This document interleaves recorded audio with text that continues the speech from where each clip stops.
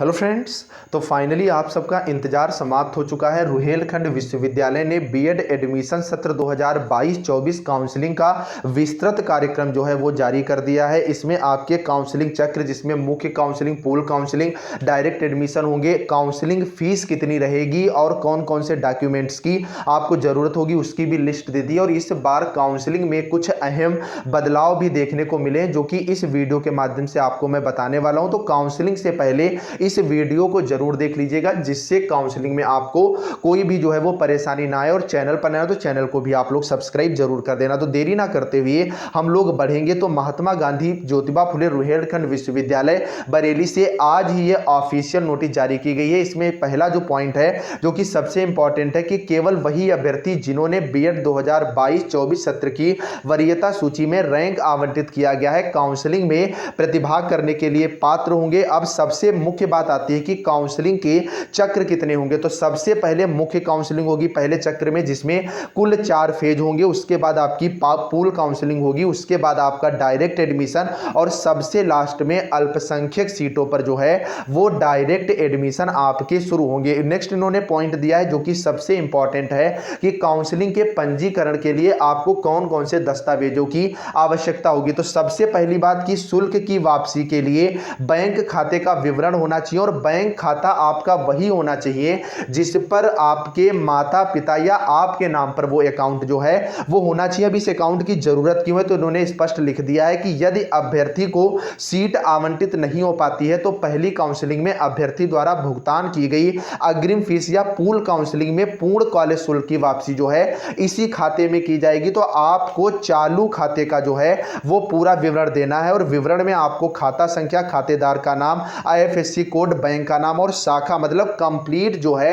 वो जानकारी देनी है। और इसकी पीडीएफ जो है वो केवल 100 केबी की जो है वो होनी चाहिए। इसके बाद इन्होंने स्पष्ट रूप से कह दिया है कि जो स्टूडेंट्स प्रवेश परीक्षा में बैठे 2022 में केवल वही जो है अभी काउंसलिंग में शामिल होंगे। डायरेक्ट एडमिशन में सभी को जो है वो मौका मिलेगा। अब पहला बदलाव जो इस बार निकल करके आया है कि कोई भी प्रोविजनल या इंटरनेट वाली मार्कशीट तब तक नहीं स्वीकार की जाएगी जब तक कि वह संबंधित कॉलेज के प्राचार्य या विश्वविद्यालय के रजिस्ट्रार, परीक्षा नियंत्रक, अधिकृत पदधारक द्वारा सत्यापित ना हो। मतलब अगर आपको अभी फाइनल रिजल्ट नहीं मिला है तो जो इंटरनेट वाली मार्कशीट है या प्रोविजनल मार्कशीट है उसे आपको जिस कॉलेज से आपने किया है, जो डिग्री पाई है, उसके प्रधानाचार्य से या उस विश्वविद्यालय के रजिस्ट्रार, परीक्षा नियंत्रक या अधिकृत से आपको सत्यापित कराना जो है वो आवश्यक है। सबसे पहले बात आती है जो आपकी मुख्य काउंसलिंग होगी। तो मुख्य काउंसलिंग को लेकर के इन्होंने अभी ये नहीं बताया कि जो 4 राउंड चलेंगे तो कितनी रैंक वाले अभ्यर्थियों को मौका मिलेगा, लेकिन उम्मीद जताई जा रही है कि एक बार में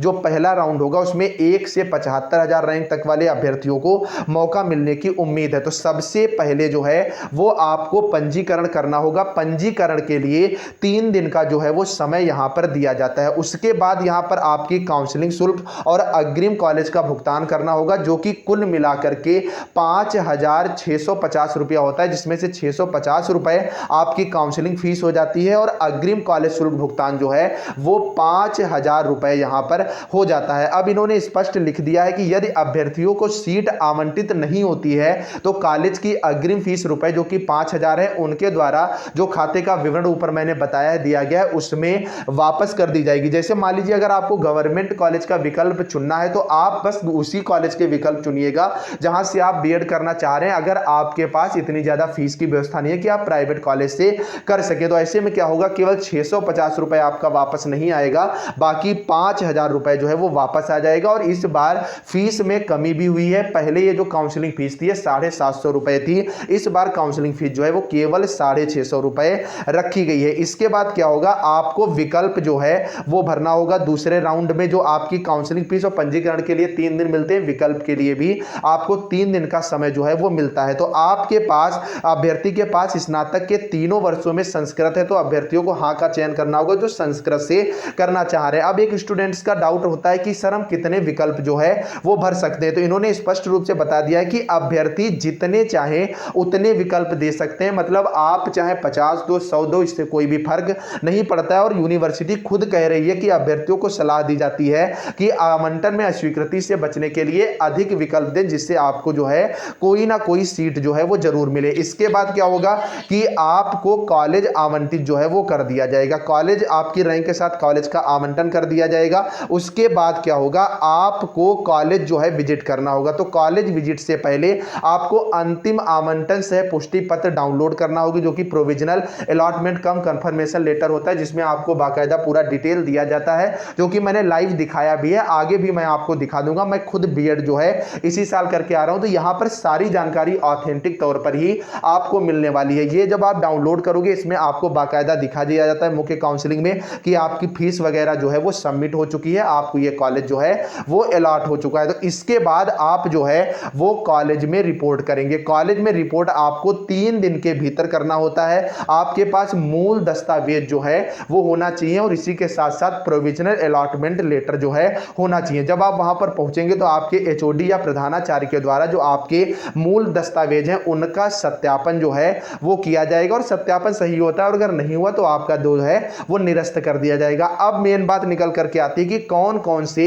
डॉक्यूमेंट्स की जो है वो जरूरत होगी। तो अभ्यर्थियों को निम्न दस्तावेजों की मूल प्रति भी ले जानी है और 2 आपको कम से कम जो है वो मतलब फोटोकॉपी भी लेकर के हर एक डॉक्यूमेंट्स की जानी है। तो सबसे पहले आपके पास प्रोविजनल अलॉटमेंट कम कंफर्मेशन लेटर जो होना चाहिए, जो कि जब आप फीस देते हैं उसके बाद निकल आएगा। उसके बाद आपको जो बीएड एंट्रेंस आपने दिया है तो आवेदन पत्र होना चाहिए, प्रवेश पत्र होना चाहिए, स्कोर कार्ड की प्रति भी होनी चाहिए। बात निकल करके आती है कि सर ये मेरे पास नहीं है या मेरा खो गया है, तो प्राइवेट कॉलेजेस में तो इतना इश्यू नहीं है, बाकी गवर्नमेंट कॉलेज में आपके पास इन 3 में से 2 डॉक्यूमेंट तो लेकर के आपको जाना ही जाना होगा। उसके बाद आपके पास जन्म तिथि का प्रमाण पत्र, जिसमें 10th की मार्कशीट माने। उसके बाद जितना भी आपने किया, जैसे मान लीजिए अगर आपने पोस्ट ग्रेजुएशन से आपने बीएड एंट्रेंस में फॉर्म अप्लाई किया तो पोस्ट ग्रेजुएशन तक की सारी डिग्री और मार्कशीट आपके पास होनी चाहिए। उसके बाद अगर आप अदर कैटेगरी से आते हैं तो आपके पास जो श्रेणी को लेकर के कास्ट सर्टिफिकेट होना चाहिए और सरकार द्वारा जारी मूल फोटो पहचान पत्र होना चाहिए, जिसमें आपका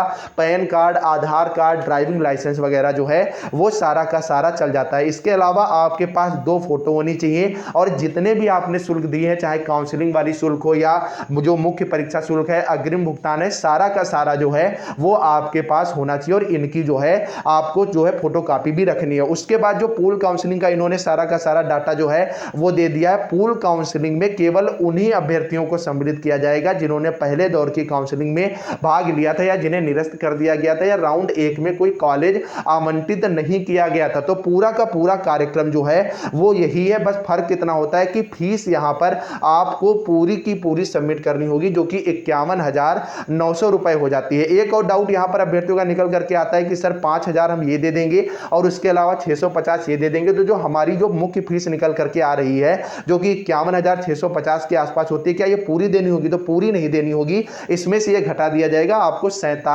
46,000 रुपए का ही जो है वो भुगतान यहां पर करना होगा। तो पूल काउंसलिंग में भी सारा का सारा कार्यक्रम वही होता है जो कि आपका मुख्य में होता है, बस फीस का थोड़ा सा इश्यू इसमें जो है वो निकल करके यहां पर आ जाता है। उसके बाद आपके जो है वो डायरेक्ट एडमिशन शुरू होंगे। डायरेक्ट एडमिशन में जो है वो सभी स्टूडेंट्स को मौका मिल जाता है जिन्होंने एंट्रेंस दिया है या ना भी दिया है और उनके पास कोई ना कोई जो है वो रैंक जो है वो जरूर होनी चाहिए। उसके बाद प्रवेश तब दिया जाता है जब आपके पास कोई भी तरह का एंट्रेंस एग्जाम जो है वो ना हो। तो जैसे ही अगला कार्यक्रम जारी होता है रैंक को लेकर के आपको बताया जाएगा। तो भैया आप लोग चैनल को यार जरूर सब्सक्राइब कर लो, वीडियो को लाइक कर दो, जिससे किसी भी तरह का डाउट जो है आपके दिमाग में ना रहे। बाकी आप देख सकते हो पॉपुलर अपलोड में बीएड एंट्रेंस के अच्छे खासे वीडियो चैनल के जो है वो चल रहे हैं। तो जाते जाते चैनल को जरूर सब्सक्राइब करना, टेलीग्राम ग्रुप ज्वाइन करना, जहां पर आपको ये जो है पूरी पीडीएफ जो है मिल जाएगी। किसी भी तरह का डाउट हो तो कमेंट करके जरूर पूछेगा। चलिए फ्रेंड्स, मिलते हैं नेक्स्ट अपडेट के साथ, तब तक के लिए बाय बाय।